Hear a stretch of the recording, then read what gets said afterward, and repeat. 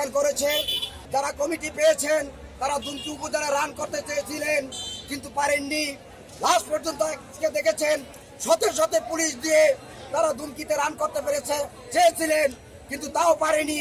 আজকে যদি তারা বলে নিবেদিত কর্মী থাকতো, তাদের পাশে জনগণ থাকতো। তারা আজকে প্রমাণ করে দেয় যে শত শত পুলিশ দিয়ে ভাড়াটিয়া লোক এনেও আজকে দুমকি উপজেলায় তারা রান করতে পারেনি, তাদেরকে বিতাড়িত করে দিয়েছে। তাহলে বুঝতে হবে এটা অযোগ্য কমিটি। কেন্দ্রীয় যুব দলের সংগ্রামী সভাপতি সাধারণ সম্পাদকের কাছে এই মেসেজ পৌঁছে দিতে চাই এবং বাংলাদেশ সরকারের মাননীয় প্রধানমন্ত্রী বিএনপির চেয়ারপারসন জনাব তারেক রহমানের কাছে এই মেসেজ পৌঁছে দিতে চাই যে অযোগ্য একটি কমিটি দিয়েছে। এই কমিটিকে যদি অনতি বিলম্বে বাতিল না করা হয় তাহলে আমরা রাজপথ ছাড়ব না।